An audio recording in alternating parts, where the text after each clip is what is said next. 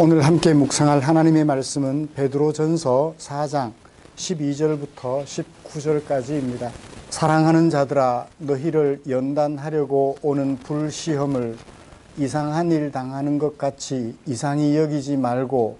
사랑하는 성도 여러분, 한 주간 잘 지내셨나요? 지난주에 우리는 정신 차려라, 근신해라 하는 베드로의 권면을 드렸습니다. 사느라고 바빠서, 너무 힘들어서 정신도 차리지 못하고 근신하지 못함으로 하나님 앞에 엎드릴 때마다 기도하지 못했던 수신자들을 생각한 베드로. 정말 하나님 앞에 마음 편히 기도할 수 있기 위하여서 정신을 차려라, 근신하라 말했던 베드로의 권면을 지난 한 주간 동안 마음에 담아 보셨나요? 그리고 정신을 차리고 살아 보셨는지요? 아마 그렇게 정신을 차리고 애써서 근신하며 지내셨다면 오늘 하나님 앞에 나오실 때도 기쁘고 즐겁고 감사한 마음으로 나올 수 있지 않았을까라는 생각을 해봅니다. 혹여 지난주에 도둑질이라도 하셨다면 이 자리에 앉아 계시는 여러분들의 마음이 두근반 서근반 콩닥콩닥 하지 않을까 생각이 듭니다. 그렇지만 지난주에 들었던 말씀을 가슴에 꼭 새겨서 정말 정신을 차리고 근신하셨기에 이 자리에 앉아 계시는 여러분들의 마음 즐겁고 감사하는 마음 가득한 줄 믿습니다. 앞으로도 근신하고 정신을 차려서 기도에 막힘이 없는 삶을 살아가는 저와 여러분들 되시기를 간절히 소원합니다. 이처럼 하나님 앞에서 정신을 차리고 근신하여서 우리의 생애를 살아가는 동안 하나님 앞에 머뭇거리지 않고 기도하는 하나님의 백성으로 살아가고자 하는 우리를 위하여서 하나님께서는 귀한 말씀을 우리에게 남겨주셨지요. 오늘은 그 중에 베드로전서 4장 12절부터 19절에 기록된 베드로를 통하여 우리에게 남겨주신 하나님의 소중한 마음을 살펴보고 그 하나님의 마음을 우리의 마음으로 옮겨 담아 우리 마음, 하나님 마음 담게 되기를 간절히 소원합니다.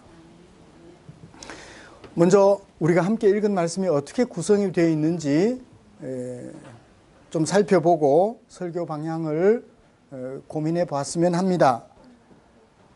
중심 문단은 12절과 13절 명령형 동사로 이루어져 있는 부분입니다. 뭐라고 하나요? 불시험을 즐거워하라 하는 것이 12절 13절의 핵심적인 내용입니다. 그리스도인에게 시험이 다가오는데 그냥 시험이 아니고 불시험이래요. 물시험도 아니고 불시험이래요. 물 같은 시험이 아니고 불시험이라고 합니다. 왜 그 불시험을 즐거워해야 할까요? 이유가 13절 하반절부터 이는 이라고 하는 부분부터 14절까지 그 이유를 기록해 두었어요. 미래와 현재를 비교하면서 왜 불같은 시험을 즐거워해야 되는지 그 이유를 말씀해 주고 있습니다. 그 다음에 15절부터 19절까지는 12절, 13절 상반절에 기록된 중심 내용을 조금 더 확장하여 전개합니다. 당하지 말아야 될 시험, 즐거워하지 말아야 될 시험이 있대요. 그건 당하면 안 돼요. 그것과 더불어서 시험을 즐거워하겠지만 그게 쉽나요, 어디? 그래서 베드로는 쉽지 않은 불시험을 어떻게 감당할 수 있을지, 즐거워할 수 있을지 그 대응책을 15절부터 19절까지 말씀에 담아두고 있습니다. 이런 말씀을 베드로가 수신자들에게 전하여서 설교했죠. 너희들은 이렇게 해라. 그렇게 해야 하는 이유는 이거야. 이렇게 할 때 이렇게 하면 잘할 수 있어 라고 설교한 거죠. 저도 베드로의 마음을 그대로 오늘 우리 시대에 담아서, 우리 시대의 언어에 담아서 여러분들과 함께 나누면서 하나님께서 주신, 베드로가 나눠주고 싶어 했던 그 은혜를 저도 함께 나누려고 합니다. 말씀 나눌 동안 주님의 은혜가 우리 안에 가득하게 되시기를 주님의 이름으로 간절히 소원합니다. 그리스도인이 당하는 고난, 베드로는 그렇게 말했죠. 불시험이라고요. 그리스도인에게 도대체 고난이란 어떤 의미가 있는 것일까 하는 것을 좀 살펴보기를 원합니다. 그리스도인에게 다가오는 고난을 12절에서 뭐라고 하느냐 하면 연단하려고 온다, 그렇게 말하고 있죠. 연단하려고 온다. 그 연단하려고 오는 것을 뭐로 표현해서요? 불시험이라고 표현한 거예요. 연단, 그리고 불, 그러면 머릿속에 뭐가 떠오르나요? 우린 포항에 사니까 용광로가 생각나요. 그죠? 돌 속에 들어있는 철 성분을 불로 구별해 내가지고 자동차 외장도 만들어낼 수 있는, 그리고 집에 벽도 만들어낼 수 있는, 집에 기둥도 만들어낼 수 있는 순전한 철로 생산해내죠. 그렇습니다. 은유적인 표현이죠. 불로 연단을 해서 약한 쇠를 강한 쇠로, 돌 속에 있던 철분을 순수하게 철 성분으로, 순수한 철로 구분해내는 그 작업을 은유적으로 활용해서 무언가를 말하려고 하는 거예요. 뭔가 섞여 있어서 뭔가 이상한 것을 순전하게 만들어가는 것. 그리스도인, 예수를 믿어 그리스도인이 되었다고 하지만 뭔가 섞여 있어서 이게 그리스도인인지 아닌지 분간할 수 없는 사람을 그리스도인답게 만드는 것. 그걸 뭘로 표현한 거예요? 연단하는 불이라고 활용하여 설명해 준 것이죠. 이해가 되셨나요? 예, 그래요. 그러므로 우리는 이 연단하려고 오는 불시험이라는 것이 그리스도인을 그리스도인답게 만들기 위하여 찾아오는 어려움 정도로 정의를 해낼 수 있겠습니다.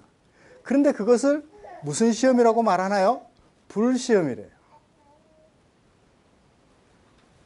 단순히 불시험이라는 것이 철을 구분해내기 위하여 사용하는 불, 그것도 의미가 있겠지만 조금 더 나아가면 대단히 그 정도가 심한, 그저 손을 대일 수 있을 정도가 아니라 손이 불에 타버릴 수 있는 굉장히 그 정도가 심한 시험이라는 정도도 또 생각해 볼 수 있을 것 같습니다.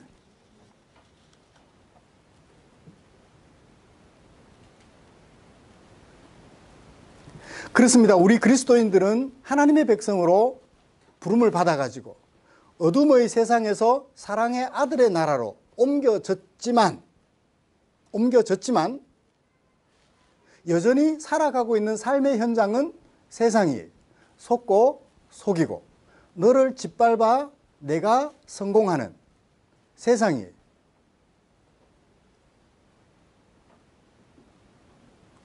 이런 세상 속에서 그리스도인 수신자들이 하나님의 말씀에 순종하는 과정에서 경험하게 되는 모든 경우, 그걸 뭐라고 말해요? 고난이라고 말을 하는 것입니다.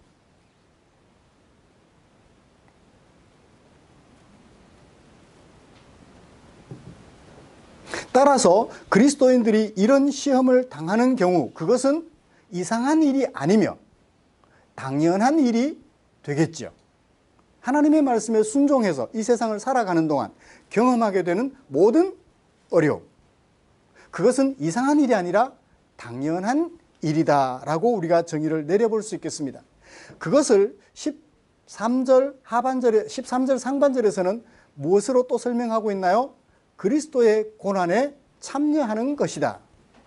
예수님께서 이 땅에 오셔서 고난을 참 많이 받으셨어요.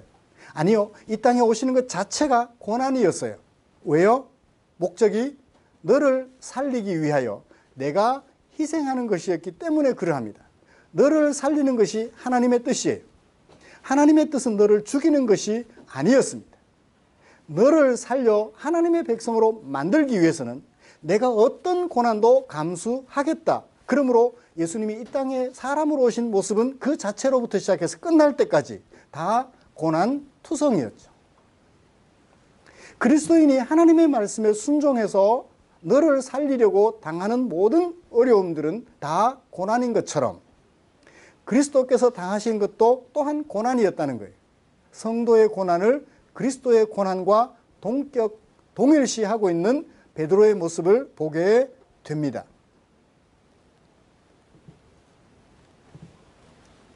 그런데 그리스도인이 가끔씩 착각하는 경우가 있어요. 그리스도인이 당하는 고난이 아닌데 그리스도인이 당하는 고난인 것처럼 착각하게 되는 경우가 있다고요. 그것에 대하여 15절에서 베드로는 이렇게 말합니다. 너희 중에 누구든지 살인이나 도둑질이나 악행이나 남의 일에 간섭하는 자로 고난을 받지 말라. 그것은 뭐하는 일이다? 부끄러운 일이다. 그런데 사람들은 그런 짓을 하면서도 내가 고난당한다라고 착각해요. 내가 이런 일을 해놓고도 그 일의 결과로 세상 법에 따라서 고난을 받으면서도 그 고난을 하나님 백성이기 때문에 당하는 고난인 것처럼 착각하는 경우가 있다고요. 그것은 뭐와 같으냐면 내가 옳지 않은 것을 거둬놓고 하나님의 은혜다라고 말하는 것과 같아요. 예를 들어보죠. 도둑이 남의 집에 들어가서 훔쳤어요. 너무 많이 훔쳐서 가져간 보따리에 차고 넘쳐요. 꾸역꾸역 쑤셔 넣어가지고서는 그걸 들고 도망을 갑니다. 너무 많이 쑤셔 넣다 보니까 또 무겁다 보니까 질질 끌고 가다가 몇 개 흘렸어요. 부잣집에서 나온 거라 전부 고가품들이에요. 지나가던 예수 믿는 사람이 몇 개를 주었어요. 팔아보니까 엄청난 돈이에요. 하나님 은혜라고 말할 수 있나요? 하나님이 내게 이런 좋은 은혜를 주셨다고. 길에 떨어져 있었다고. 어떻게 해야 되죠? 주워가지고 경찰서에 갖다 줬어. 혹시 이것을 분실하거나 도둑 맞은 사람이 있다면 찾아주십시오. 그렇게 해야 될 것을 자기 주머니에 슬쩍 넣어놓고 어떻게 넣나요? 고개 두리번. 그 다음에 어떻게 해요? 발로 꾹 밟아요. 없는 것처럼. 그리고 어떻게 해요? 엎드려요. 그냥 신발에 먼지가 묻은 것처럼. 그리고는 슬그머니 주워서 주머니에 넣습니다. 그리고서는 하나님의 은혜라고 말을 해요. 하나님께서 내게 주셨다고 얘기를 해요. 하나님의 은혜를 이상한 데 갖다 붙이는 것처럼 고난도 자기가 잘못하여 당하는 고난을 하나님의 말씀에 순종하지 않아서 당하는 고난을 하나님의 백성이기 때문에 당하는 고난인 것처럼 착각하는 경우가 있어요. 베드로는 말합니다. 그런 고난은 제발 당하지 마라. 그런 은혜를 하나님의 은혜라고 말하지 마라 하는 것처럼 그런 고난을 하나님이 주시는 고난인 것처럼 착각하지 말라는 거예요. 그건 그리스도인이 당해야 될 고난이 아니다라고 말하고 있는 것입니다. 왜요? 심판을 시작할 때가 되면 내가 나쁜 짓 해서 고난 당해놓고 하나님 앞에 가서 나 이런 고난 당했어요. 웃기는 소리 하지 마. 하나님의 마음이 얼마나 아프시겠어요. 요즘 보면 텔레비전이 시끄러워 죽겠어요. 그냥 어떤 목사님이라는 분이 이념의 노예가 돼가지고 자기 마음에 안 든다고 그렇게 해서 사람들이 욕을 하니까 뭐라고 말해요? 나는 죽을 각오를 하고 있대요. 여러분 그 사람 그냥 죽었으면 좋겠어요. 아이고 죄송합니다.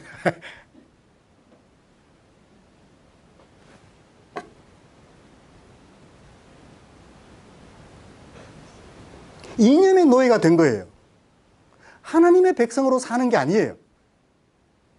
그 이념이 시키는 대로 거침없이 말을 막 해요. 여러분, 공산주의가 좋다고 김일성이 남한을 침략했어요. 좋아요? 아니에요. 이념의 노예가 됐기 때문에 그것이 아무리 좋은 목적이 있다 하더라도 안 돼요. 이념의 노예예요. 우리는 이념의 노예가 된 사람들이 아니고 하나님의 백성들이에요. 그러므로 하나님께서 원수들을 죽이라 했나요? 사랑하라 했나요? 사랑하라 했어요. 용서하라고 했습니다. 설령 그가 동성애자라 할지라도 우리는 어떻게 해야 돼요? 용서하고 품어야 돼요. 뭐는 수용할 수 없지만, 동성애 자체는 수용할 수 없지만 그 사람들을 우리가 품어줘야 돼요. 그 사람들을 사랑해줘야 한다고요. 우리는 이념의 노예가 된 사람들이 아니라는 것입니다. 우리는 하나님의 백성들이에요. 그런데 이념의 노예가 되어서 당하는 어려움을 내가 하나님의 백성이라서 당하는 것처럼 착각하는 경우들이 많아요. 동성애자들이 뭐 퀴어 축제인가요? 그렇게 하는 현장에 가서 깽판 나야 되나요? 아니면 그들이 불쌍해서 그 옆에 가서 또는 멀리서 그들을 위하여 하나님의 은혜를 구하는 기도를 해드려야 되나요? 조용히 기도해 줘야죠. 얼마나 안타까워요. 그 사람들이 얼마나 귀한 사람들인데, 얼마나 귀한 사람들인데. 근데 거기 가서 깽판 놔요. 깽판 놓으면 돌아오는 건 뭘까요? 같은 주먹이죠, 뭐. 같은 주먹이죠. 싸움판, 난장판이 되는 거죠. 그러니까 그런 식으로 당하는 고난을 고난이라고 말하지 마라. 그리스도인이 당하는 고난은 하나님 말씀에 순종하여 너를 위하여 나를 희생함으로 당하는 모든 어려움들, 그걸 가리켜 뭐라고 말한다? 그리스도인이 당하는 고난이라고 말한다고 하는 것입니다. 사랑하는 성도 여러분, 이쯤에서 우리 자신을 한번 돌아보십시다.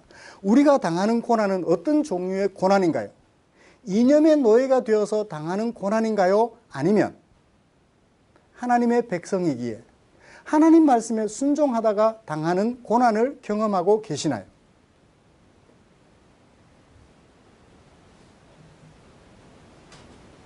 우리 자신을 냉철하게 살펴보지 못하면 착각 속에 살아가서 하나님의 백성의 모습과는 거리가 이만큼 먼 삶을 살아갈 수 있을 것 같아요. 안타깝죠? 안타까워요. 그분 죽지 말고 살았으면 좋겠어요. 그래서 온전한 하나님의 백성으로 서 가시기를 간절히 소원합니다. 저주하기보다는 사랑으로 복을 빌어주는 우리가 됐으면 좋겠어요. 그렇습니다. 그 결과가 힘들고 어려울 줄 알지만 예수님처럼 내가 십자가에 못 박혀 죽는 것이 정말 고통스럽고 힘든 줄 알지만 우리 사람들을 하나님의 백성으로 구원해야 하겠기에 우리가 죽어야 할 죽음을 대신 죽어주신 예수님. 고난의 절정이죠. 죽음은 고난의 절정이에요. 자녀가 아플 때 내 장기를 빼서 내가 죽는 한이 있더라도 그 장기를 빼서 내 아이들에게 주고 싶어하는 부모님의 심정. 하나님의 백성들이 가져야 할 심정이라는 것입니다. 그렇게 하다가 당하는 고난이라면 기꺼이 당할 수 있는, 그것이 그리스도인들에게 다가오는 고난의 정의가 될 것입니다. 여러분, 룻기를 보면 우리나라의 충효 정신과 연결이 돼서 맨날 그 말씀은 효도, 홀로 된 시어머니 위해서 고생하고 수고했더니 어떻게 됐다, 나중에 복받아서 예수님의 족보에 들어가는 어머니가 되었다. 아니에요. 위에 손이동서가 그런 시어머니, 홀로 된 시어머니를 버려두고 떠났어요. 근데 룻은요, 그런 시어머니의 하나님이 나의 하나님, 시어머니의 백성이 나의 백성, 그 어머니와 함께하는 삶이 행복한 삶일까요? 고난의 삶일까요? 설령 나중에 좋은 결과가 있다 하더라도 지금은 눈에 안 보이잖아요. 지금은 선택이 뭐가 예상돼요? 고난이 예상돼요. 아직 젊잖아요. 새로 남편 만나면 좋을 텐데, 그 고난의 길을 들어서요. 보아스는 어땠어요? 가까운 친척도 나 그 짓 하기 싫어. 그 집 내가 보살펴주기 싫어하는데, 보아스는요. 여러분 재산 많으면 그렇게 할 수 있을까요? 아니에요. 온 힘을 기울여 친척 나오미와 과부가 된 친척 나오미와 과부가 된 그 며느리, 아이 없는 그 며느리를 보살펴 주기로 최선을 다합니다. 보아스의 그것은 고난이 아닌가요? 고난이에요. 하나님의 백성으로서 기꺼이 자기가 감당해야 될 일들을 하게 되는 거죠. 이것이 바로 그리스도인이 당하는 고난의 개념인 것입니다. 자, 그러면 우리 자신을 살펴보았습니다. 우리가 당하는 고난은 어떤 고난인가? 조용히 머릿속에 정리를 해보셔야 비로소 그 다음 이야기가 이해가 될 것 같아요. 자, 그러면 이런 고난을 우리가 어떻게 할까요? 뭐라고 말하죠? 즐거워하라, 환영하라는 거예요. 마치 집에 새며느리를 맞이하는 것처럼 그 고난이 오는 것을 어떻게 하라? 기쁘게 맞이하라는 거예요. 환영하라는 거예요. 쉬울까요? 어렵죠.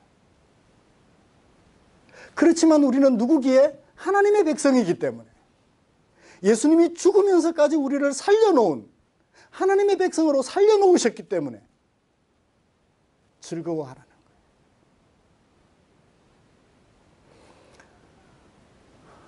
여러분, 누가 예수 믿으면 행복하고 편안한 레드카펫이 깔린 길을 걸어간다고 얘기를 했나요? 결코 쉽지 않은 길이에요.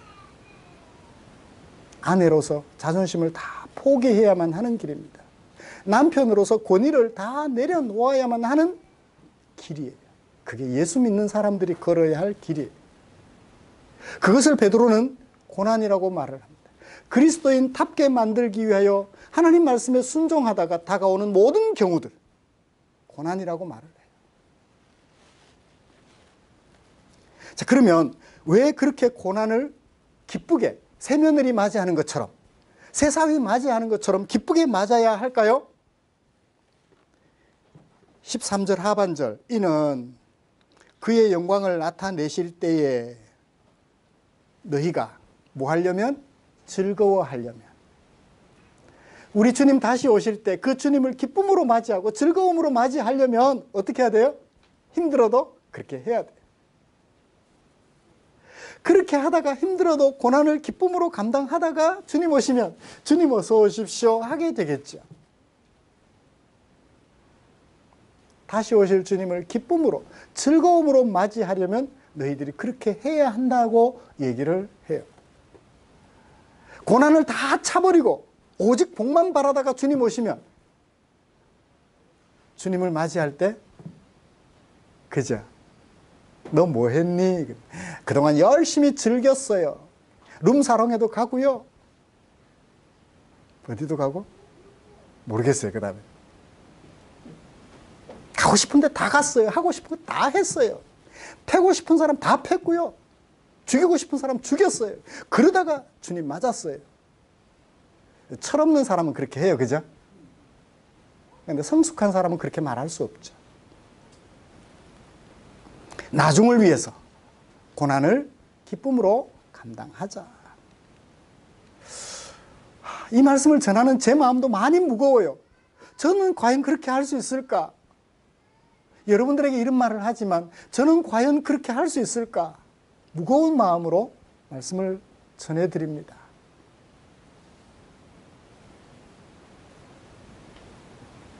무거운 마음으로. 저를 한번 보십시오. 하실 수 있겠어요? 우리 주님 다시 오실 때 주님 많이 힘들었지만 주님 기다렸습니다 하고 맞이할 수 있을 정도로 고난을 마음에 담을 수 있겠어요? 그래요. 우리 힘냅시다. 우리 용기 냅시다. 우리 주님이 다시 오시리라 꼭 약속하셨으니까 그 주님 오실 때 부끄러움으로 맞이 않고 즐거움으로 맞이할 수 있도록 조금 더 최선을 다하십시다. 그 다음에 그렇게 즐거워해야 될 두 번째 이유로 뭐를 제시하나요? 현재를 위해서 제시합니다. 4장 14절. 너희가 그리스도의 이름 때문에 현재 치욕을 당하고 있다면 너희는 뭐다? 복 있는 자라는 거예요. 복 있는 자란 어떤 자냐? 부자로 건강하게 성공해서 사는 그 사람이 아니라, 박사학위를 받아서 사는 사람이 아니라 그리스도의 이름으로 치욕을 당하는 그 사람. 그 사람이 복 있는 사람이라 그래요.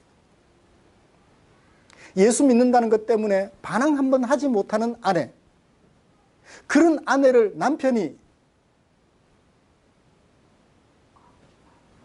짓밟아서 아내로서 자존심이 다 구겨져도 그런 남편이 불쌍해서 내가 저 남편 사랑해 주지 않으면 누가 사랑해 주겠습니까? 그렇게 살아가는 사람이 어떤 사람이다?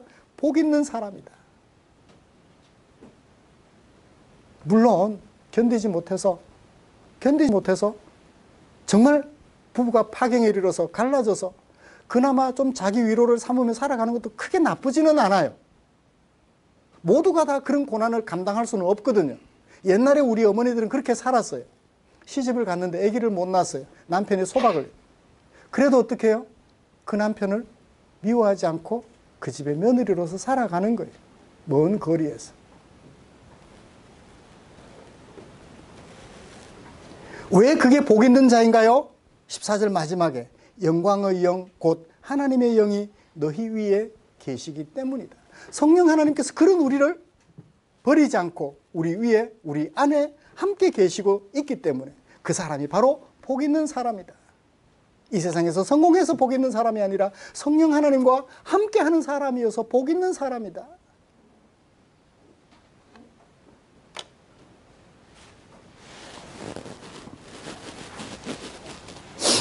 사랑하는 성도 여러분, 정말 우리 함께 마음을 모았으면 좋겠어요. 그렇게 해서 힘들어하는 지체들이 있으면 우리 서로 격려하고 위로해 드리십시다. 조금씩만 더 보태드리고 조금만 더 힘을 보태드리면 그 사람이 그 자리에서 쓰러지지 않고 일어설 수 있거든요. 자주 찾아가서 격려해주고 손 붙잡고 기도해드리고, 그것 때문에 쫓겨나서 쉴 공간이 없다면 잠시라도 휴식처를 마련해 주어서 마음의 평정을 찾고 다시 호랑이 굴 속으로 들어가서 거기에서 주님의 사랑을 꽃피워 가실 수 있도록 그렇게 도와주는 아름다운 공동체가 되었으면 좋겠어요. 우리 교회가 그런 교회를 지향하고 있잖아요. 그래도 힘들어요, 그죠? 그럴 때 어떻게 해야 돼요? 그 대책을 마지막 19절에서 베드로가 말해주고 있습니다. 무조건 들어가라. 옛날에는 그랬습니다. 시집에서 너무 힘이 들어가지고 친정으로 도망왔더니 친정 아버지가 뭐래요? 돌아온 그날로 보따리 다시 달고 시댁으로 가서 시집 갔으니까 거기서 죽어라. 진짜 죽기도 하죠. 견디지 못해서 죽기도 합니다. 대책 없이 밀어넣어요. 베드로도 그런 친정 아버지일까요? 아니에요. 19절을 같이 읽어보십시다. 시작. 그러므로 하나님의 뜻대로 고난을 받는 자들은 또한 선을 행하는 가운데 그의 영혼을 미쁘신 창조주께 의탁하라. 명령형 동사에 의탁하라. 누구에게 의탁하라? 나 자신을 하나님께 맡기라. 하나님께 맡기라. 하나님께 맡기고 혼신의 힘을 기울이다가 보면 열매로 맺힐 수도 있고 열매로 안 맺혀도 어쩔 수 없지만 우리 주님 다시 오실 때 기쁨으로 대신 맞을 수 있어요. 6월달은 호국 영령의 달이잖아요. 우리 남한을 지켜내기 위해서, 공산당의 손에서 지켜내기 위해서 젊은 나이에 징집이 돼서 군에 참전했던, 군에 들어갔던 그 젊은 친구들, 지금은 할아버지들이지만 그분들의 시신이 묻혀있는 곳이 요즘 TV 방송에 자주 나오는 데가 어디죠? 화살머리 고지. 저희 아버지께서 전투하신 곳은 M1 고지와 크리스마스 고지라고 하시던데 화살머리 고지가 요즘 많이 언론에 등장해요. 포탄이 떨어진 자리에 시신이 발견되는데 뼈 조각이 산산조각이 나 있어요. 총에 맞아 죽은 시신들은 뼈가 그대로 온전히 남아있는데 포탄 파편에 포탄 떨어진 인근에서 죽으신 우리 전사자들은, 유명을 달리하신 전사자들은 뼈 조각이 다 부서져 있어요. 여러분, 그분들이 살 각오를 하고 갔을까요? 죽을 각오를 하고 갔을까요? 죽을 각오로. 살아 돌아오지 못하지만 죽을 각오로 나라를 지키려고 나라의 부름을 받아서 갔던 분들이, 일본의 억압에서 나라를 독립시켜 보겠다고 했던 사람들이 있다면, 공산당의 침략에서 나라를 지켜보겠다고 젊은 청춘을 바쳤던 우리의 사람들처럼 우리는 누구를 위해서? 하나님의 백성으로서 우리를 부르신 하나님을 위하여서 우리의 혼신의 힘을 기울여 의탁하면, 설령 그러다가 우리가 죽는 한이 있더라도 우리 주님 오실 날에 다시 부활하여서 주님을 기쁘고 즐거운 모습으로 환영할 수 있을 것입니다. 이 자리에 앉아 계시는 저와 여러분들, 우리 모두 우리 주님 다시 오실 그날을 바라보면서 우리에게 다가오는 주님 말씀에 순종하다가 경험하게 되는 모든 고난들 기쁨으로 감당해낼 수 있는 저와 여러분들이 되었으면 좋겠어요. 그런 지체들이 곁에 계시면 정말 보듬어 안고 위로해드리고 같이 울어드리고 같이 협력해드리고, 그렇게 해서 우리 점점 더 누구 닮은? 우리 하나님을 닮아가는, 우리 예수님을 닮아가는 주의 백성으로 서 가시기를 주님의 이름으로 축복합니다. 기도하겠습니다. 고맙습니다. 주께서 우리를 사랑해 주셔서 주의 백성으로 불러주셨습니다. 이 세상 살아가는 동안 주님 말씀에 순종하다가 우리 앞에 다가오는 어떤 어려움도 잘 견뎌내서 우리 주님 다시 오실 때 잘했다 칭찬 들을 수 있는 아름다운 종들 되도록 은혜 내려 주시옵소서. 내 안에 성령 하나님이 계시니 그 성령 하나님의 인도를 따라 살아가는 그것이 복된 사람의 모습이다. 마음속에 깊이 새기는 아름다운 종들 되게 하여 주시옵소서. 우리 구주 예수님의 이름으로 기도드리옵나이다. 아멘. 하늘에 계신 우리 아버지여, 이름이 거룩히 여김을 받으시오며 나라의 임하옵시며 뜻이 하늘에서 이룬 것 같이 땅에서도 이루어지이다. 오늘날 우리에게 일용할 양식을 주옵시고 우리가 우리에게 죄 지은 자를 사하여 준 것 같이 우리 죄를 사하여 주옵시고 우리를 시험에 들게 하지 마옵시고 다만 악에서 구하옵소서. 대개 나라와 권세와